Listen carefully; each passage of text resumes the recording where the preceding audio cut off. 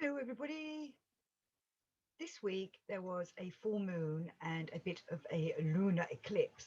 So I wanted to do a show about the moon from Gurdjieff's point of view. So moon greetings to you all, though really we're attempting to get to the sun. As Gurdjieff says, it is better to be eaten baked by the sun than eaten raw by the moon. Got that round the right way? Yeah. Baked. We want to be baked by the sun, not raw by the moon. So in Beelzebub's Tales, Gurdjieff talks a lot about the moon and its what it's used for, or why it's here, how it appeared. So I do recommend, obviously, reading that Beelzebub's Tales to his grandson, All and Everything. And I'm going to do a few of the moon quotes from there, and then we'll go on to In Search of the Miraculous. So from All and Everything, page 82. Owing to this error, the planet Earth and the comet Condor collided so violently that two large fragments were broken off from the planet Earth and flew into space. They would therefore now make regular elliptic orbits around the planet Earth. The Most High Commission came to the conclusion that they might in the future leave their position. They resolved that the planet Earth should constantly send to it its detached fragments for their maintenance, the sacred vibrations Askuokin. This sacred substance can be formed only when both fundamental laws operating in them are deflected independently and also manifest on its surface independently. The larger lune de Perso, now moon, the smaller Anulios, its name has been gradually forgotten, the beings of the last period of Atlantis in whom the results of the consequences of the property of Kundabuffa had began to be crystallized and to become part of their common presences, called it also Kemspar, never allowing one to sleep in peace. So in Beelzebub's Tales, the planet Earth is hit by the comet Condor, and this starts causing all kinds of problems, and that's why all the reciprocal maintenance of the universe was going a little bit skew with because of our planet being hit by this comet Condor. But when it was hit by Condor, the comet made such an impact on it that two pieces of the Earth spun off, and one has become the moon that we see in the stars now, in the skies now, and the other one is called Anulius, a smaller moon that we can no longer see, though it's not too far out of sight. You know, some people say it's going to reappear soon. So it's like a hidden moon that we have. This planet Earth actually has two moons, according to Gurdjieff. And he says on page 838 of All and Everything, a victim also of the consequences of the large piece broken off from the planet Earth and now called Moon, which is now an independent planetary upstart of the solar system, and the chief bearer of evil to this ill-fated planet. Why is it the chief bearer? Okay, you have to read All and Everything to find out, but I will just say that in the Gurdjieff work, all the negative emotions, all the not doing the work that we're putting out there, all the emotions, the thought forms, the energies, they will go to the moon. And the moon will, over time, become like the Earth. It will become a planet, as the Earth will become a star and will turn into a sun at some point in its evolutionary cycle. So this is further on in time. It won't happen tomorrow, I don't think. So Gurdjieff writes about the moon on page 1022 of All and Everything. Concerning the destruction and transformation by contemporary beings of these good customs, which were handed down from the ancient days of their wise ancestors, I will only say wicked moon. And there's lots of tales about the moon and the magic that it holds, and that it's seen in the occult cycle of being the dark side. It's the dreamy way of looking at life. You've got the two pillars in the tarot card for the moon tarot card. You can go on either path, and hopefully we're going on the right path, upwards towards the sun. We've got to remember that the moon, though it has its dark period of a couple of nights when it's not in the sunlight, it's the known as the dark moon. The dark side of the moon is because we see half of it halfway through the moon cycle. 28-day moon cycle that a moon has, of the sun's light reflecting on it. You know, it's not the moon showing out light, it's the moon reflecting the sun's light onto us. And you know how lucky we are that the moon does that, that it's reflecting the sun onto us, since we want the sun's rays upon us. And so there's a few days when it's not there, and then it will start growing into a little, as many of you probably seen, a little curve, a little arc, and it'll grow, grow, half moon, and we see dark side of the moon, and then the half side that's light, all round to full moon, full sunlight being put back down onto us. Obviously it's a reflection of the sunlight as well, I must remember to say that, reflection of the sunlight, and it goes back into waning and becomes less and less and less of the sunlight being reflected back to dark moon. So I do recommend everybody, if you can, go out and see the moon at night. It's a wonderful image to look upon. Send it blessings, good blessings. But it's interesting to see its shape in the darkness. When you can see a little sliver of sunlight reflecting off it, you can see the rest of the circle of the moon coming round it. And I just think it's an interesting thing to look upon. You know, it's quite a strange phenomenon on the sky. Not many people go out to look at the moon, but why not? We should be looking at the stars as well. We should be taking it all in. As you can see above me here, I have a sun. That's one of my solar Beelzebub suns. His face coming out. I've done a representation of Beelzebub. It's to the solar, to the sun we want to go. But we must use the moon energies when we can. And us humans are feeding the moon, as Gurdjieff says. So, All and Everything, page 1105. During the said period, when the conditions of being existence created by the most saintly labours of Ashiata Shirmash were established on this planet, their rate of mortality, sorry, I did a show on morals earlier, their rate of mortality began to decline, also their birth rate. I've also done shows on Ashiata Shirmash, and I've done the readings from them books are on this channel as well. So their birth rate declined because when the free brain beings there were already existing more or less as it is becoming to free centered beings, and when the radiations issuing from them were yielding vibrations more akin to the vibrations required from them by nature, both for the most great common cosmic trogo auto egocrat in general, and for the maintenance of the moon and Anulios in particular, then great nature did not fail to adapt herself to the diminishing of their birth rate. And I took that quote as well because Ashiata Shirmash talks about you know, aligning ourselves with the universe and working with the vibrations that are coming down from the planets and the stars, as I've done in other shows. I think it's the astrology show. And I know I've done one about the planets, how they affect us. They're all sending out energies. All the planets are working in the harmonious maintenance of this universe for his endlessness, and we want to go and hopefully attune ourselves with them energies. They're not always good energies, sometimes they're a bit bad, a bit negative, that we need to change that around in ourselves and use it. You know, again, it's all this transformation that we're doing with vibrations and energies in us to create the energies that we want and the vibrations inside of us. So again, All and Everything, 1106.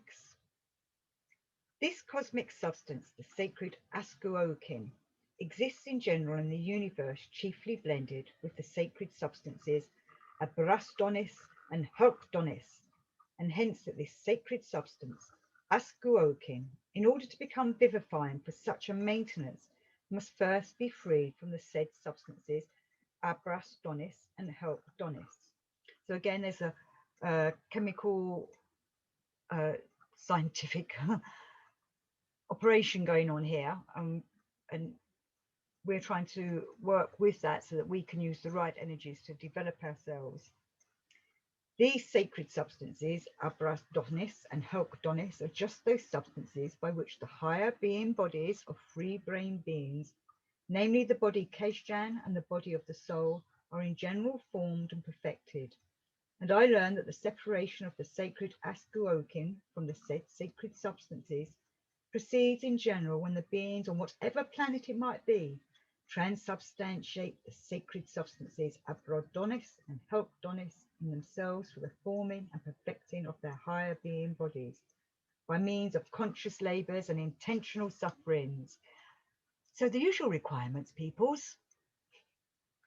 And also we've got to remember wholly affirming, wholly denying, wholly reconciling, transubstantiating me for my being. You know, and these are the substances we're supposed to be working with.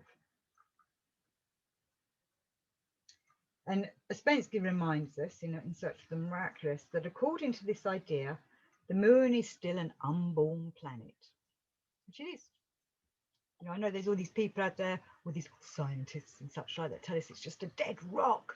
It's not, it's a growing rock. And they, you know, they can't tell that because they don't see the big picture and they're not around long enough to see that it's growing, according to Gurdjieff. So in Search for the Miraculous, page 85, the process of the growth and the warming of the moon is connected with life and death on the earth. Everything living sets free at its death a certain amount of the energy that has animated it. This energy, or the souls of everything living, plants, animals, people, is attracted to the moon as though by a huge magnet and brings to it the warmth and the life upon which its growth depends. The moon is the nearest motive force of all that takes place in organic life on the earth. Man, like every other living being, cannot, in the ordinary conditions of life, tear himself free from the moon. So at our death, when we die, if we've not developed ourselves, we're sending a certain energy out to them. Apologies, I've got to turn my phone off. We're sending that energy out to the moon to help it develop. But what energy is it getting? If it's not getting the correct energies and it's getting everybody's mechanical energies that aren't developed, aren't being, you know, following these kind of paths, it's getting a kind of, is it a negative energy? It's not the energy it needs to help it grow into a beautiful blooming planet. It could be, you know, if it's getting everyone's negativity and everyone's fear, that's turning it into a different kind of planet that might not grow into a balanced form. In the Gurdjieff work, Gurdjieff talks a lot about how this is ongoing, this is an evolution, but it doesn't necessarily have to happen if people aren't putting the right effort in. It can all go wrong. Like, we can not crystallize properly. We can do all this work, but if we're not doing it properly, we will crystallize in the wrong way. So we need to look at all this kind of thing.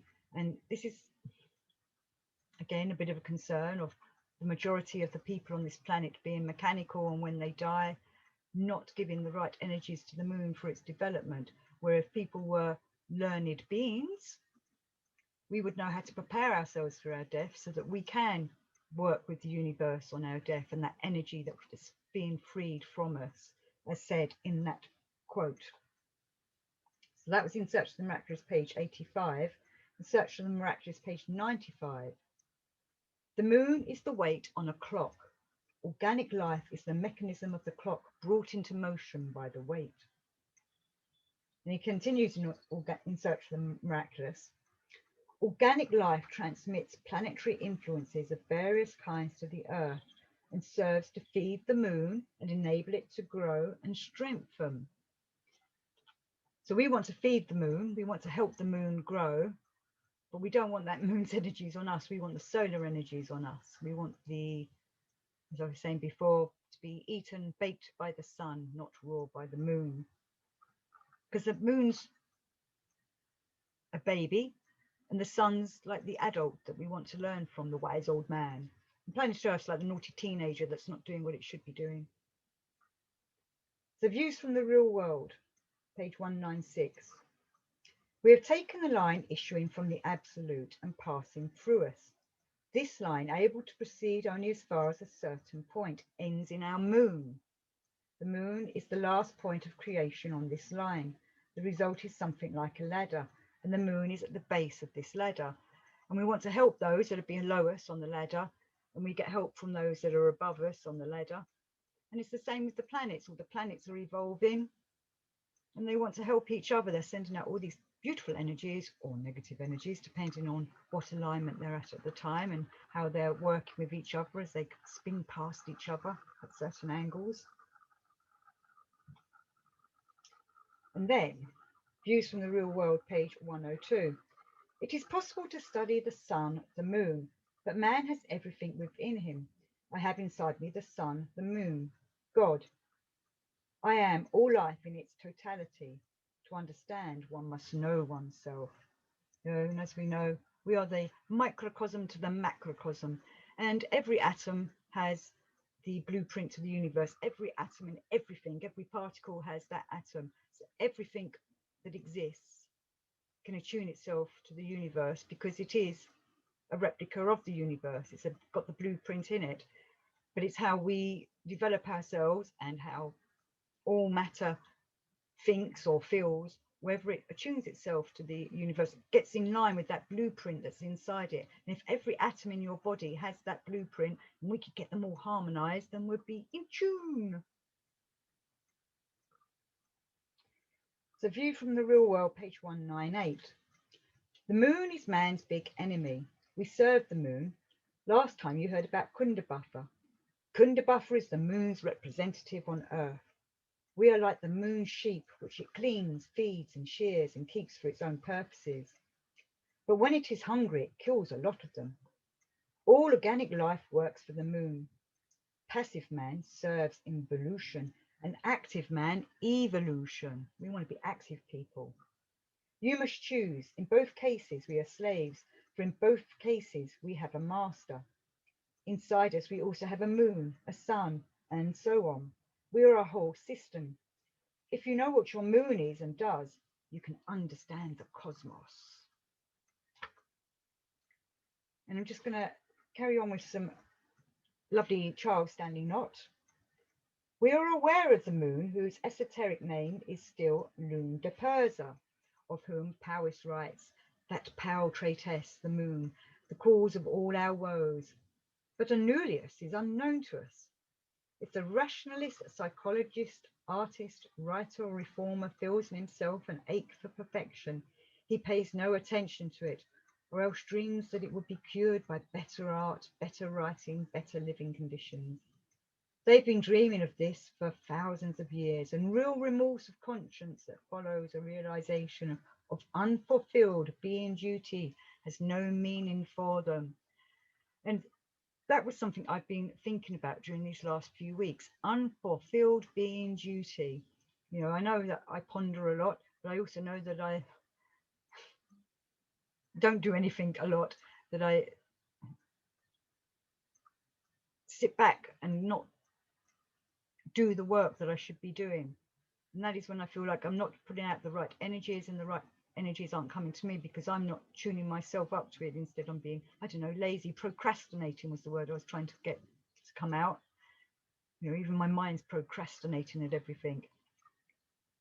And so we have to put this effort in to do this being duty, so that we're not doing it just for ourselves, but we're doing it for the whole cosmos. And also remember the moon, the lunar.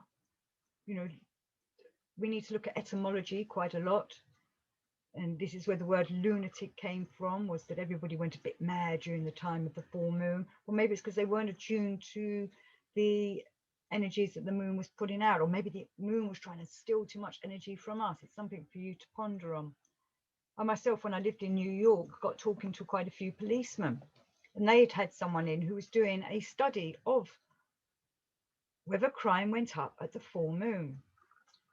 And the results were that crime did go up at the full moon, but the policeman was saying to me, maybe it, or the cop, as they say out there, it's just that more people got caught at the full moon, and that's why they knew crime had gone up. But then the other cop turned around and was saying, but no, there were the you know, burglaries and claims for attacks and assaults had gone up during the full moon time. So the moon does have some kind of effect on us, but it also happened at the dark moon time. So there's something about that full moon and that sunlight reflecting down upon us is doing some kind of energy transformation that livens up all the vibrations. And maybe because we don't know what to do with them, people go a little bit nutty. And during the dark moon, when there's no sunlight to help people, we're going into the deeper, darker side of ourselves, which is why he was saying something like the I can't remember his words exactly, this cop, but he was saying darker, horribler, more heinous crimes seem to go on at the dark side in the new moon, when there's no moon in the sky, when it's got no sunlight reflected on it. Something to ponder on, maybe something you need to note about yourself, about how you feel as the moon cycle goes along. But definitely look up how Gurdjieff relates the moon to us. I'm just going to finish with one more not quote. For most people, the moon is a diabolical influence, and through the organ Kundabuffer does something to free centered essences. It is as if essence, arriving from the sun and planets, on reaching Earth, receives a chill. Well, hope you don't catch a chill. Stay sunny, and until next time.